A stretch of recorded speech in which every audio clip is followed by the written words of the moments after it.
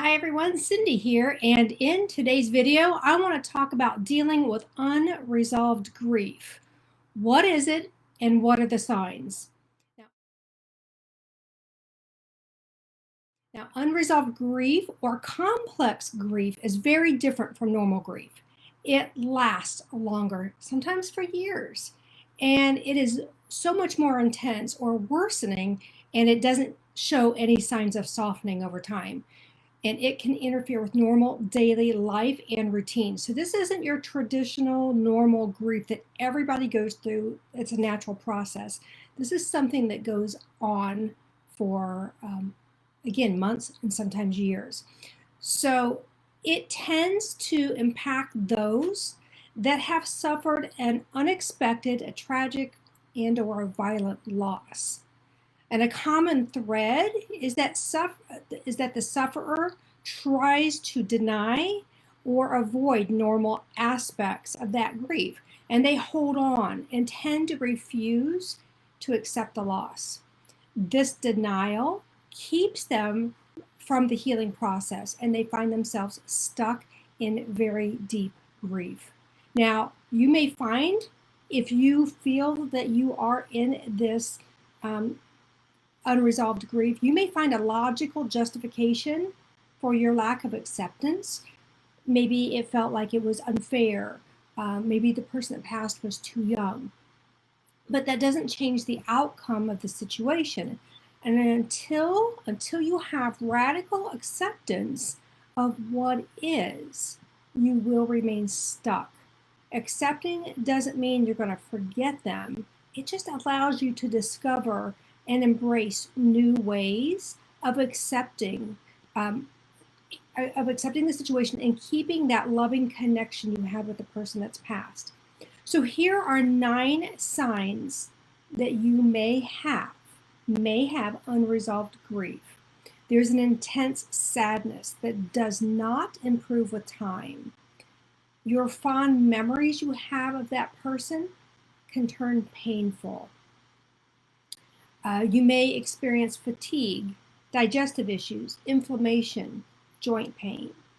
You have this obsession and yearning for the one who has passed. There's isolation, feeling detached, and or lacking that self-care. You have self-destructive tendencies. And then there seems to be this level of guilt, blame, anger, and or panic attacks. And you're unable to function with daily life as a whole. And many times people that are stuck in this unresolved grief, they replay a movie or a visual loop of what they may have witnessed at the time of the death or that aftermath. And it's that replaying of that movie. What you saw, what you heard, what you felt will keep you stuck. And I'm just going to stop here and reiterate too that grief is a big umbrella. Even though I'm talking about the loss of a loved one, a lot of this can also be experienced by people that are going through a divorce and have not accepted the separation or the permanent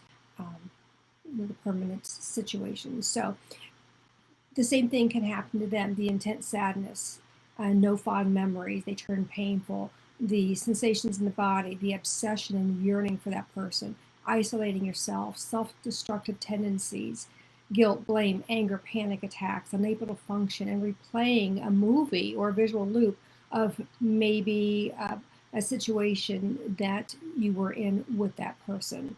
So how do you start to unpack all this unresolved grief that you have sunk into? And many times, shame walks hand in hand with unresolved grief, because people who suffer have been told it's time to get over it, it's time to move on, or look on the bright side, or you're strong, you'll get through this. All those cliche phrases in the world will never help anyone suffering from unresolved grief. All that does when you say those cliches is deepen the shame that something's wrong with them.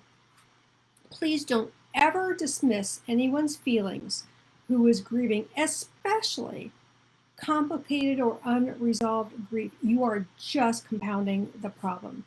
And when shame is involved, that person doesn't want to reach out for help, and it exacerbates the problem.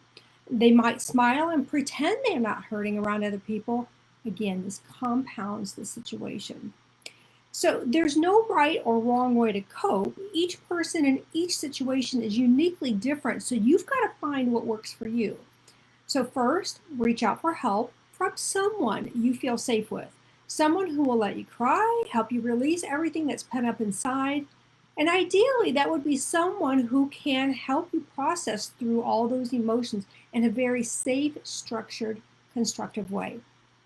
This could be one-to-one therapy. It could be support groups. It could be counseling. And there's also all these less structured ways, these alternative ways to healing. You could embrace journaling, meditation, maybe some gentle exercise. And my favorite is tapping on the acupressure points to help calm the nervous system. And with persistence, it can rewire the brain and complete or create these new neural pathways that soften the intensity of the grief. And this is my absolute favorite tool when I work with my grief clients. And I did just create a grief tap along video that I uploaded to YouTube, and it is guaranteed to leaving you feeling calmer by the end. And I'll put that YouTube link in the comments below. But the bottom line is to take that first step, because all the information in the world will never solve your problems. You have to implement ideas to move forward for lasting change and to ensure that you can handle other grief situations that are going to come your way in the future. Because if you don't handle this one now, those future grief events are going to start piling more grief on your already high pile of complicated grief. And before you know it, you're going to be so deep under that you're not going to be able to find your way out. It's going to be very dark. So take that first step. If you have any questions about any of this at all, please feel free to reach out to me. This is what I do. And I am very proud to say that usually within the very first session, people have immediate relief that they didn't have before. So I love this work. All right, guys, have a wonderful day, and I'll see you in the next video. Bye.